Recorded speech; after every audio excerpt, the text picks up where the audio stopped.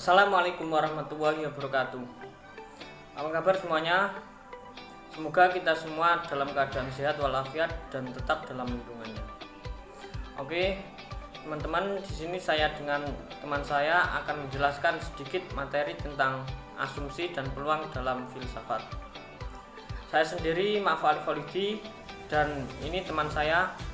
Nama saya Uswatul Hana dari jurusan Sejarah Peradaban Islam, Institut Agama Islam Negeri Salatiga. Oke, langsung saja kita ke materi yang akan kita bahas. Tapi sebelum ke materi asumsi dan peluang, saya akan menjelaskan sedikit tentang filsafat terlebih dahulu. Seperti yang kita ketahui, filsafat adalah pengetahuan tentang cara berpikir terhadap segala sesuatu atau seluruh alam. Artinya, segala materi yang menjadi kajian dalam filsafat menyangkut segala sesuatu yang bersifat universal. Dengan demikian, filsafat sebagai cara atau metode berpikir tentang segala sesuatu yang ada dan memungkinkan ada. Objek kajian filsafat sendiri meliputi segala permasalahan. Namun yang menjadi masalah utama yaitu tentang kenyataan atau realitas dari sesuatu. Filsafat berperan dalam memecahkan permasalahan realitas dengan berbagai masalah yang dipikirkan manusia. Nah, dari situ timbullah permasalahan yang dipikirkan manusia, seperti adanya asumsi dan peluang. Asumsi merupakan praduga atau anggapan sementara, yang kebenarannya masih perlu dibuktikan. Asumsi ini diperlukan untuk menyuratkan segala hal yang tersirat.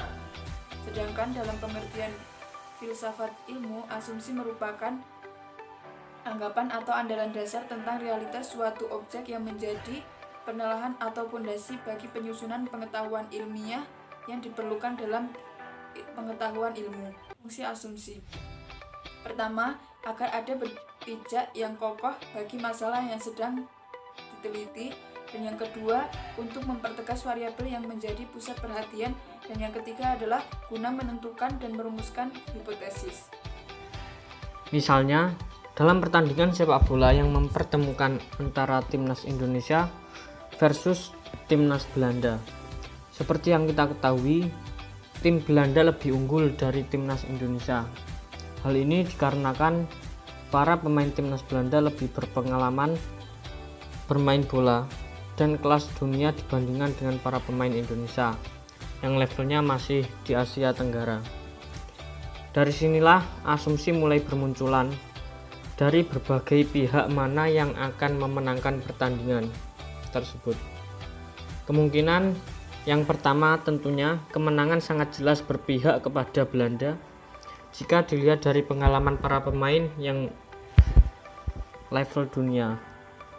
Meskipun begitu, masih ada juga kemungkinan kedua, yaitu keberuntungan berpihak kepada timnas Indonesia yang akan memenangkan pertandingan. Walaupun dari skill, postur, dan lain-lain pemain Indonesia di bawah pemain Belanda. Tetapi paling tidak masih ada sedikit peluang bagi Indonesia untuk menjadi pemenangnya dalam pertandingan tersebut. Setelah menyimak cerita tersebut, kita pun mulai ikut berasumsi atau menduga-duga manakah yang akan menjadi pemenang, tim Belanda sesuai dengan hukum alam yang berlaku, atau timnas Indonesia karena peluang yang dimilikinya membawa dia kepada keberuntungan. Dari cerita di atas bisa disimpulkan bahwa asumsi dapat diartikan sebagai dugaan yang diterima sebagai dasar atau landasan berpikir serta karena dianggap benar. Oke, setelah membahas materi asumsi, materi selanjutnya adalah peluang. Peluang secara sederhana diartikan sebagai probabilitas. Dari sudut keilmuan, hal tersebut memberikan suatu penjelasan bahwa ilmu tidak pernah ingin dan tidak pernah berpretensi untuk mendapatkan pengetahuan yang bersifat mutlak. Tetapi ilmu memberikan pengetahuan sebagai dasar bagi manusia untuk mengambil keputusan, di mana keputusan itu harus didasarkan kepada kesimpulan ilmiah yang bersifat relatif. Dengan demikian, maka kata akhir dari suatu keputusan terletak di tangan manusia. Manusia sebagai pengambil keputusan itu dan bukan pada teori-teori keilmuan. Oleh sebab itu, sekiranya kita mempunyai pengetahuan ilmiah yang menyatakan bahwa sekiranya hari mendung, maka terdapat peluang 0,8 akan turun hujan. Maka pengetahuan itu harus kita letakkan pada permasalahan hidup kita yang mempunyai perspektif dan bobot berbeda-beda. Katakanlah, umpamanya saudara besok akan piknik. Kemudian saudara mengetahui bahwa esok punya peluang 0,8 bahwa hari tidak akan hujan. Akankah saudara urungkan piknik saudara? Tentu tidak, karena peluang tidak akan hujan lebih besar, yaitu 0,8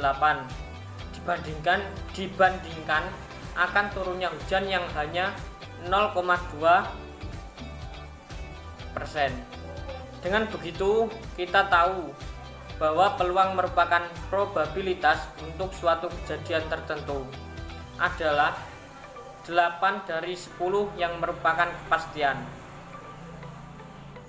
Oke, saya kira sudah cukup sampai di sini saja vlog video hari ini. Terima kasih telah menonton.